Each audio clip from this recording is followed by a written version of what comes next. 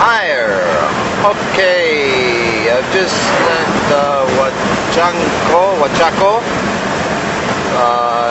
the beach resort by Trujillo, and I'm traveling up north to Chiclayo. It's about 150-60 kilometers.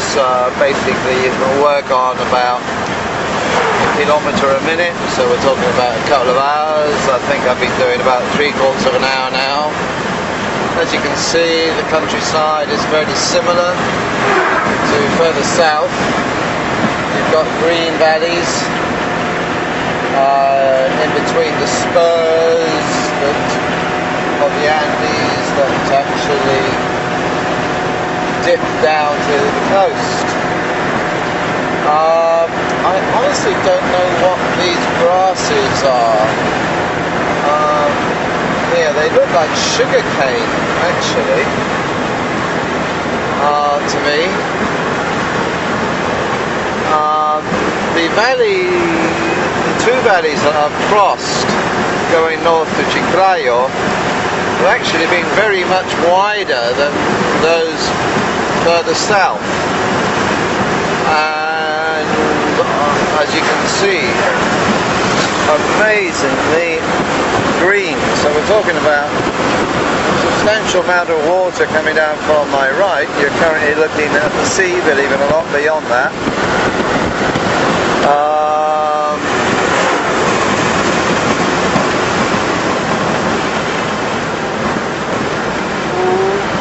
Oil was fine this morning. Water wasn't. The water was. I had to actually put in about 1.5 of those smaller bottles, which means roughly about 1 litre of water, which I was quite surprised at. So I need to keep an eye on that.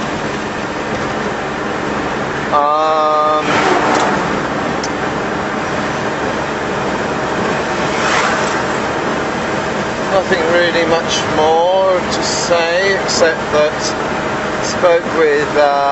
I got an email from Sammy this morning saying that it was likely that she would like me to go back on the 15th of May, which is when my flight is booked.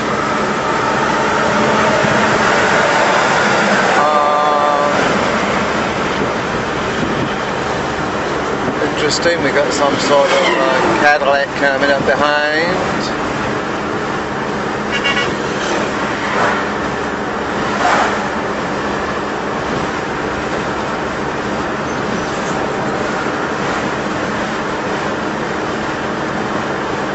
That obviously is one of these sleeper buses, whatever, charging through.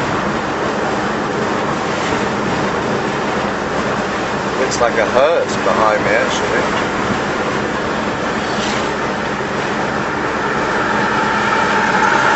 Here he goes. San Antonio. Yes, it is. Whether he really is a hearse or not, I do not know. Obviously in a hurry. What have we got here? I don't know. I don't even know what town I'm in because I got distracted by the bus and the hearse, both in a rush. There are a lot of police checkpoints. I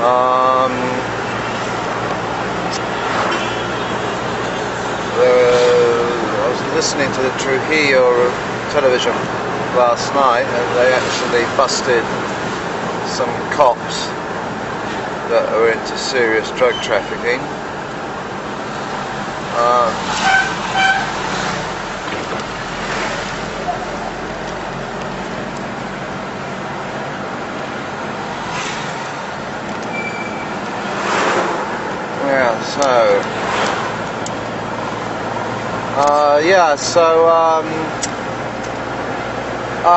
Don't know what to do really. My plan at the moment is to go to Chiclayo, then head across east to around the north part of Peru to Chachapoyas, and then Tarapoto. That's tarmac all the way, I like this. And then what I'd love to do is drive down. Now, I was talking to Barnaby and he was quite keen on actually coming out. I don't know what he inquired about and all the rest of it. I must contact him tonight because, you know, with the 15th now and I'm going back on the 15th, so I got a month. And it would be great if he could join me in about a week's time in Chachapoyas, around there. And we could then go, we could drive back to Lima basically through the jungle. And then over the Sierra, which would be lovely. I mean, it would be so nice if we could do that. So I'm going to ask him tonight and see if he can just come on out for 3 weeks. I mean, that would be really great. Because if I go back, well, when I go back, by the sounds of it, Sammy was 90% sure when I asked Barnaby to phone her, then it's going to be about 18 months before I come back out here. Oh, that's right. And a lot can happen in 18 months. So, it'll be so good. Yeah, what's the matter? I'm slightly surprised we're so far from the sea. I got my certificate from Omar. He seemed genuinely unhappy that I was leaving. I know I was, because I was actually doing quite well at surfing. He put me on a smaller board, start off with a 10-foot, and I was down to an 8'2". I don't know how small they go, but it was definitely a lot more unstable, but obviously you can then control it more. And we sat out on the waves, as it were, in the sea, because there was no waves last night until about 7:15, I think it was. From about 5 o'clock, and we chatted, and he told me a lot of theory. And the sun set, and we were out there in the dark. Oh, it was lovely, absolutely lovely, really pleasant. Nice guys. So hopefully one day I might come back this way. I met a guy called Huanchaco Inglesi, I think it was, or Iglesias. His father, or grandfather, his grandfather, whatever, was president of Peru many years ago. I think he said 1785 or 18, I think it was 1785, 1790, so one of the early guys. He played guitar, very laid back guy. Got his email address, so that should I do decide to come back this way, it'll always be a nice contact. Yeah, so anyway, I'll switch off for a while now. And concentrate on my driving a bit. Okay, we're about halfway to Chiclayo from Trujillo. I can't remember the kilometers north of Lima. Interesting how this valley is in the tall green, very desert. The sea's over there. I would say about 5 kilometers. Completely dry valley, as you can see, unlike the one we just crossed. It's a very big valley, but dry, so obviously no rivers come down this way.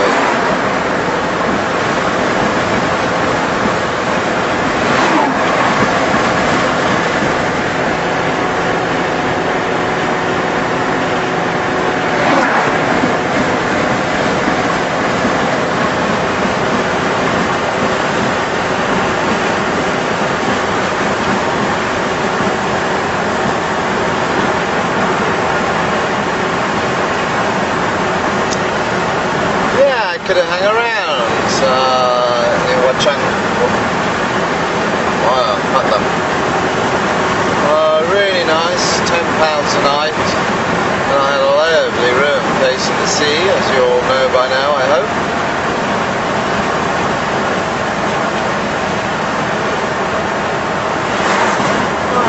guess I chilled out okay after the drive from Caras, which was something else. Met a couple actually. They said they went up there, or they think they went up there, and they slept all the way up at night. What a waste. Couldn't believe it. Amazing. You got these kids that sort of like charge around. I've done this, I've done that. They don't really see the place. There's some others really nice. They actually work with an NGO helping kids. They work. The money that they pay helps the kids. Not totally sold on that yet, really, because they're school helpers. They don't speak very much Spanish. They're helping infants, yeah, with their maths and that sort of thing. Yeah, I'm not altogether sold on that as being the most effective way of using their money, but I suppose you could argue that it's better than nothing. But I would argue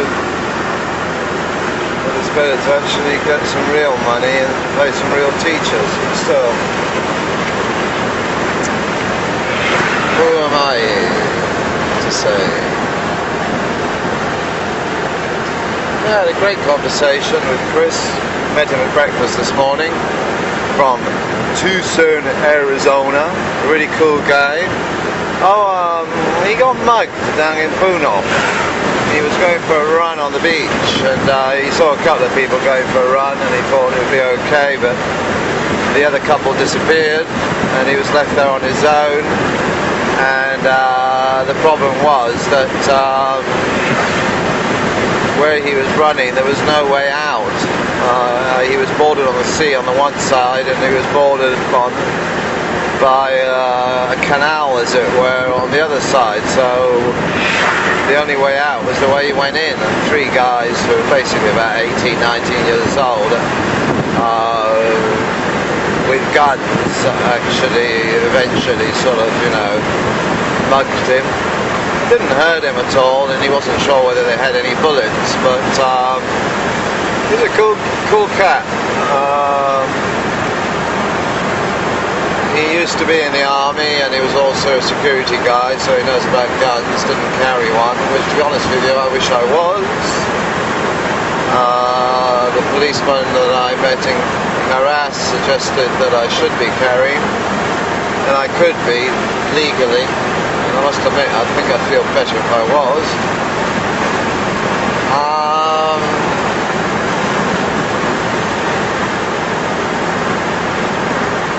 Yeah, so we met for breakfast and really enjoyed each other's company.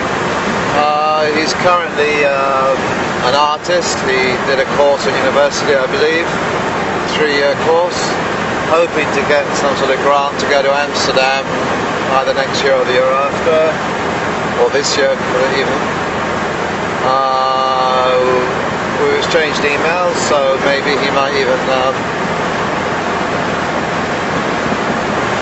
pop into London, which would be great because he's really a cool cat.